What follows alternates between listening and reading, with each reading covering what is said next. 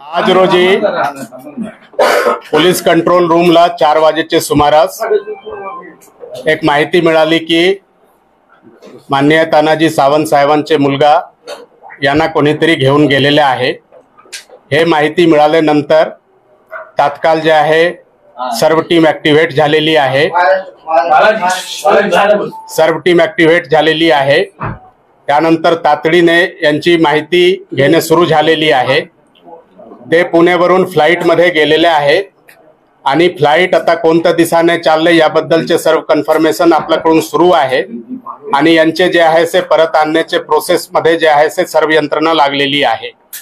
याबद्दल single road police स्टेशनला एक किडनॅपिंगची FIR दाखल करण्यात आलेली आहे आणि त्या अनुषंगाने जे आहे क्राइम ब्रांच कडे हे तपास जे आहे ते हँडओव्हर करण्यात येत आहे आणि क्राइम ब्रांचचे जे आहे टीम यांचे तपास मध्ये लागलेले आहे। आता प्राथमिक माहिती हेच आहे आणि यानंतर आता सर्व माहिती जे आहे ते डेव्हलपमेंट होत आहे। एक वेळ फायनल डेव्हलपमेंट काय होतील त्या अनुषंगाने आपल्याला परत जे आहे ते माहिती आम्ही प्रेस ब्रीफिंगच्या द्वारा किंवा प्रेस मीडिया ग्रुपवर हे माहिती देणार आहे। आता जे प्राथमिक माहिती आहे इतकीच माहिती आहे आणि यांच्या अनुषंगाने वेगळे दृष्टिकोनातून वेगळे यंत्रणाकडून प्रयास चालू आहे। आता आमचे जे प्रयास आहे की ते सुखरूप जे आहे ते कसा आपल्याकडे परत येईल त्या अनुषंगाने आमच्यातर्फे सर्व प्रयास जे आहे ते चालू आहे। तर बेपत्ता म्हणायचं त्याच्यावर अजून बेपत्ता किंवा किडनॅपिंग असं काहीही नाहीये, कारण त्याचे 2 मित्रच आहेत। असं नवीन किंवा अननोन पर्सन किंवा असं कोणीही त्याच्यामध्ये नाहीये। अजून आम्हालाच नेमकं माहित नाही की ते असं फोन न करता किंवा माझ्या घरात आतापर्यंत अशी पद्धत नाही।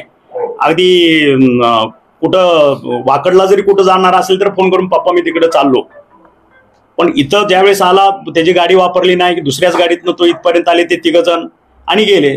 त्याच्यामुळे मी कॉशियस झालो की बाबा मला इंटिमेट केलं नाही किंवा माझा जो थोरला मुलगा आहे गिरिराज त्याला इंटिमेट केलं नाही। कम्युनिकेशन कंटिन्युअस असतं, दिवसातनं कमीत कमी 15 ते 20 फोन आमचे एकमेकाला होतात आणि त्याच्यामध्ये फोन आला नाही आणि अचानक हा एअरपोर्टवरती कशाला गेला त्याच्यामुळे मी कॉशियस झालो। म्हणून मी कॅम्पसमध्ये गेलो, कॅम्पसमध्ये सांगितलं की बाबा त्याची स्वतःची गाडी घेतलेली नाही, दुसऱ्याच गाडीने हे 3 जण त्या ठिकाणी गेले।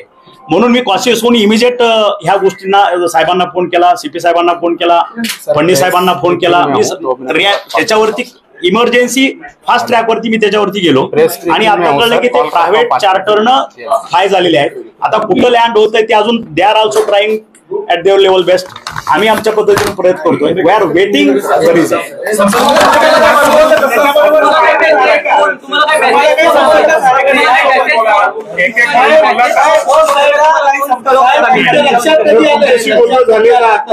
सुखरूप आहेत का तुमच्याशी बोलणं झालंय? फ्लाईट मध्ये असल्यावर बोलणं कसं होईल? आपल्याला समजलं कसं फ्लाईट मध्ये?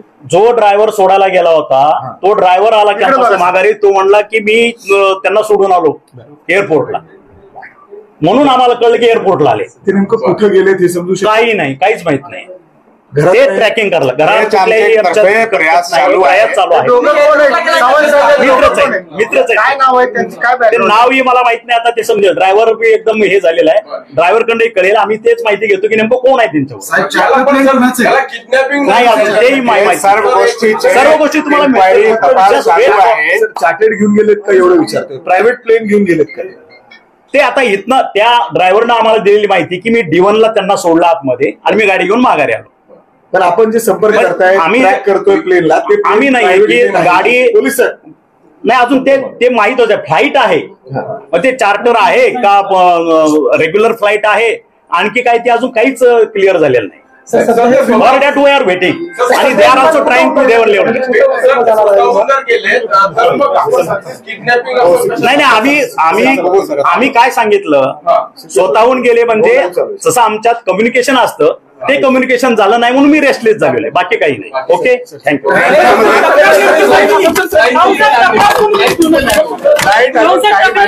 लँड झाल्यानंतर आपल्याला कळवली आहे।